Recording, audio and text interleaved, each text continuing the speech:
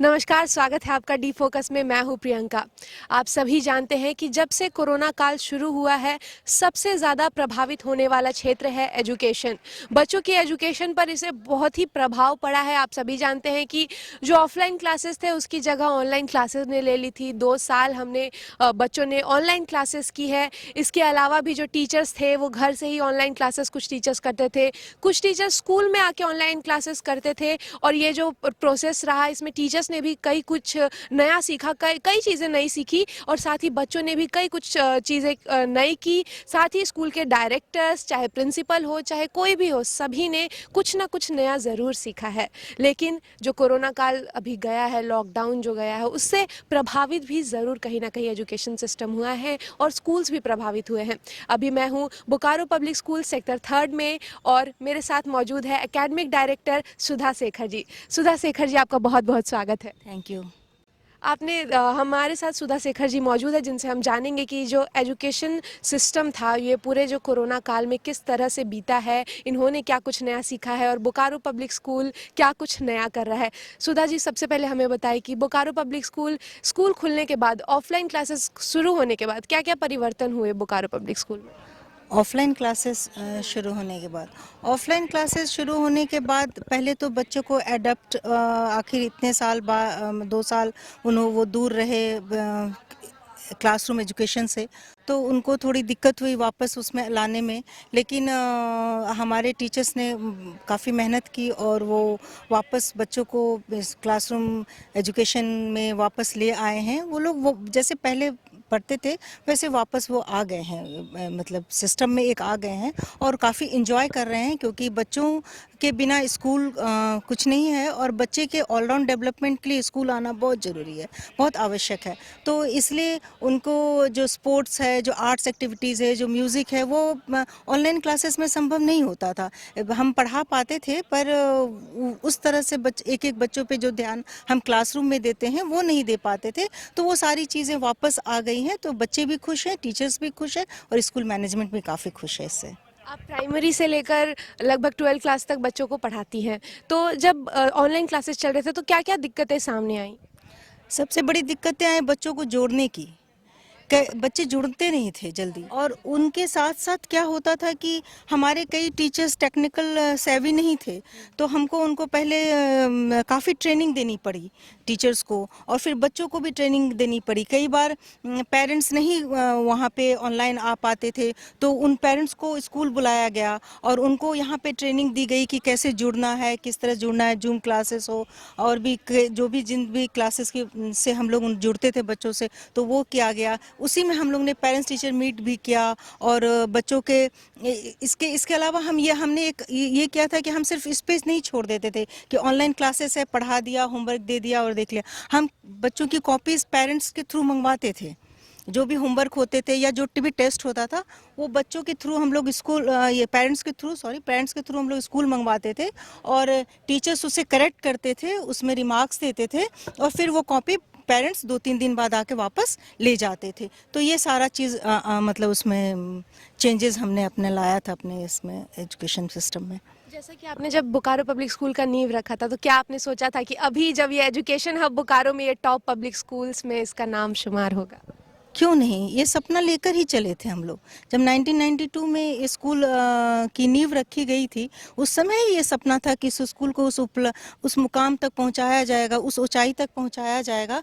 और ऐसे हम समाज में हम ऐसे इस तरह से एजुकेशन लाएंगे, इस तरह से बच्चों का डेवलपमेंट करेंगे कि वो समाज में पॉजिटिव इम्पैक्ट लेकर आए। तो ये एक सपना था, और अभी बहुत सारी उपलब्धि बोकारो पब्लिक स्कूल को हासिल करनी है, और वो करेंगे हम। इसमें कोई शक और सुबह की कोई गुंजाइश नहीं है। जो बच्चे यहाँ से पास आउट होते हैं, उनसे आप क्या उम्मीदें रखती है, क्या चाहती हैं कि आप वो क्या योगदान करें सोशल एक्टिविटीज़ में? देखिए, जो बच्चे हमारे यहाँ से पास आउट होते हैं, 12th या 10th होके पास आउट होके बाहर जाते हैं, तो मेरा ये रहता है कि मैं बच्चों को शुरू से एक सपना दिखाऊं, और उस सपने के पीछे उन्हें लगाऊं और उनको उसको हासिल करने के लिए पंख दूं। तो ये सारा कुछ हम कोशिश करते हैं, उनके सारे ऑलराउंड डेवलपमेंट के लिए हम लोग पूरी तरह से काम करते हैं, हर फील्ड में उनको आगे बढ़ाते हैं, ताकि जब वो स्कूल से बाहर निकल के असली दुनिया में आए और कंपटीशन फेस करें तो पूरी तरह से उस कंपटीशन को फेस करने के लायक हों, उसको अपने पूरे कॉन्फिडेंस के साथ वो उस कंपटीशन को फेस करें। साथ ही हम ये चाहते हैं कि वो जहाँ भी रहें, जहाँ भी नौकरी करें, जिस भी कॉलेज में पढ़ें, वो एक पॉजिटिव इम्पैक्ट के साथ पढ़ें रहें। उनका ना वो केवल अच्छे हों पढ़ने में, बल्कि एक अच्छे इंसान बने, उनकी ह्यूमैनिटी उनमें हो और काइंड हो, उनका काइंड नेचर हो। तो ये जरूरी ये नहीं है कि बस पैसे के पीछे भागे, बल्कि वो अपना उनमें ये जज्बा हो कि वो जिस समाज में है उस समाज के लिए, जिस देश में है उस देश के लिए वो कुछ करें। आपने जैसे अभी की मतलब बड़े बच्चों के स्कूल खुल गए हैं सीनियर सेक्शंस के, तो क्या क्या बदलाव हुआ है बोकारो पब्लिक स्कूल में? बड़े बच्चे के स्कूल्स खुल गए हैं तो हमने कोशिश किया है कि इनको अब हम ज़्यादा एक्टिविटीज़ बेस्ड बनाएं, स्किल्ड बेस्ड बनाएं, ठीक है, ताकि वो पढ़ाई के साथ साथ उनके उनके पास कोई स्किल भी हो और वो पढ़ाई उनको कोशिश कर रहे हैं कि जहाँ भी वो लैक कर रहे हैं, जैसे 2 साल ऑनलाइन पढ़ाई में कई बच्चे पिछड़ गए हैं, तो उनको हम बैक से भी पढ़ा रहे हैं। जैसे कि अगर 8th में जो बच्चा लॉकडाउन से पहले था, आज वो 10th में है, पर कई जगह उसकी बेस कमज़ोर हो गई है क्योंकि 2 साल वो स्कूल नहीं आया, टीचर से डायरेक्ट उसके कनेक्शंस नहीं रहे, तो इंटरेक्शन नहीं रहा है। तो इसमें हम चाहते हैं, मतलब हम लोग कोशिश कर रहे हैं कि बच्चे को हम बेसिक जो 8th में छूटा है वो भी कराएं, 9th में छूटा है वो भी कराएं और उसको 10th की तैयारी भी पूरी अच्छी तरीके से कराएं। सीनियर सेक्शंस की बात हो गई, लेकिन जब प्राइमरी के स्कूल खुलेंगे तब क्या क्या बदलाव करने वाली हैं आप?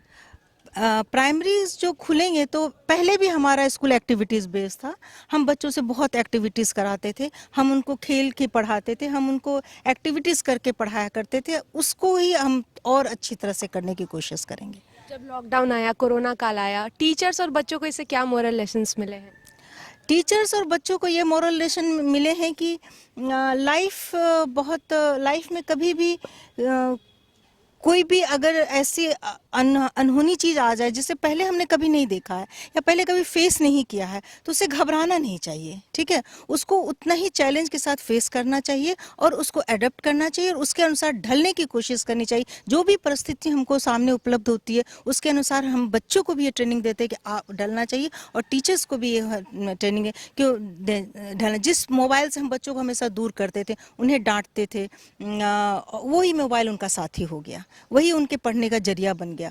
तो वो एक चीज़ थी जो हाँ जो सबने अडॉप्ट किया, बच्चों ने भी किया, टीचर्स ने भी किया, स्कूल ने भी किया। तो ऐसी कोई भी परिस्थिति आए जिसका हमने कभी सोचा ना हो, कभी जाना ना हो, तो कभी आ जाए तो हमें उसको मजबूती और हिम्मत के साथ और हौसला के साथ सामना करना चाहिए। लगता है शायद बोकारो पब्लिक स्कूल जो है एकमात्र ऐसा स्कूल है जहाँ पे कि हॉस्टल फैसिलिटी है, तो कौन से क्लास की हॉस्टल फैसिलिटी है? From 1 to 12। 1 to 12 के हाँ, बच्चे hostel सारे में बच्चे हॉस्टल में आ सकते हैं। आखिरी क्वेश्चन मैं जानना चाहूंगी कि जो अगले सेशन के लिए जो एडमिशन शुरू होने वाला है वो कब से होने वाला है? शुरू हो चुका है, हाँ शुरू हो चुका है। हमारे फॉर्म मिल रहे हैं और फॉर्म्स आप ऑफिस से फॉर्म्स कलेक्ट कर सकते हैं और एडमिशन ले सकते हैं। और अभी जो एडमिशन ले रहे हैं उन बच्चों को हम उसी क्लास से जोड़ भी रहे हैं, ताकि वो जब नेक्स्ट सेशन में आए तो पढ़ाई से उनकी दूरी ना हो, वो मतलब पढ़ते हुए मतलब उनको उनका कनेक्शन हो पढ़ाई से ऊपर। पढ़ाई से कनेक्शन जोड़ने के लिए बोकारो पब्लिक स्कूल लगातार बच्चों को पढ़ाई से जोड़े रख रहा है। आपने देखा कि पूरे कोरोना काल इन्होंने किस तरह से काम किया, आपने सुना कि अभी इन्होंने क्या क्या बताया। टीचर्स ने नई फैसिलिटीज़ को अडॉप्ट किया, साथ ही बच्चे जो ऑफलाइन क्लासेस किया करते थे वो ऑनलाइन क्लासेस में भी बेहतर प्रदर्शन करने के लिए दिन रात मेहनत कर रहे थे। साथ ही ये एकमात्र स्कूल है जहाँ की 1 to 12 सभी बच्चों के लिए हॉस्टल फैसिलिटी भी उपलब्ध है। और मैं आपको बताऊँ कि यहाँ एडमिशन का प्रोसेस शुरू हो चुका है, आप जल्द आए और इसमें भी एडमिशन करा सकते हैं। कैमरामैन देवेंद्र के साथ मैं प्रिया।